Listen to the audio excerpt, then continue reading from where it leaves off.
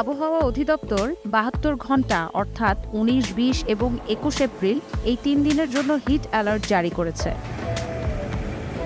বিশেষজ্ঞরা বলছেন প্রচণ্ড গরমে বাড়তে পারে হিট স্ট্রোক। কিভাবে বুঝবেন হিট স্ট্রোক হয়েছে? প্রচণ্ড গরমে হিট স্ট্রোকে আক্রান্ত হয়ে মানুষ হঠাৎ অজ্ঞান হয়ে যায়। কেউ কেউ মনে করেন স্ট্রোক করেছে, অর্থাৎ ধারণা করা হয় মস্তিষ্কে রক্তক্ষরণ হয়ে বা রক্তনালীতে রক্ত জমাট বেঁধে অজ্ঞান হয়ে গেছে। এ কারণে বলা হয় হিট স্ট্রোক।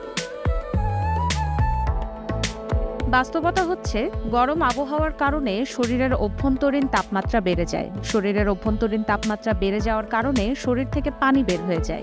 ঘামের সঙ্গে শরীর থেকে লবণ জাতীয় পদার্থ বের হয়ে যায়। শরীরে ইলেকট্রোলাইটের ভারসাম্যহীনতা দেখা দেয়। মানুষ অজ্ঞান হয়, খিঁচুনি দেখা দেয়।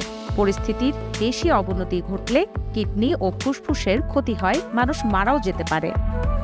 গরমের দিনে কিছু সতর্কতা মেনে চললে হিট স্ট্রোকের বিপদ থেকে বেঁচে থাকা যায়। এগুলো হলো হালকা ঢিলেঢালা পোশাক পরা, কাপড় সাদা বা হালকা রঙের হতে হবে, সুতি কাপড় হলে ভালো, যথাসম্ভব ঘরের ভেতরে বা ছায়াযুক্ত স্থানে থাকা।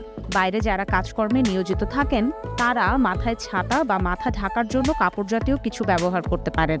প্রচুর পানি ও অন্যান্য তরল পান, লবণযুক্ত পানীয় যেমন খাবার স্যালাইন, ফলের রস, লাচ্ছি ইত্যাদিও পান করা যায়। তাপমাত্রা বৃদ্ধিকারী পানীয় যেমন চা ও কফি যথাসম্ভব কম পান করা উচিত। রোদের মধ্যে শ্রমসাধ্য কাজ করা থেকে বিরত থাকুন। এসব কাজ সম্ভব হলে রাতে বা খুব সকালে করুন।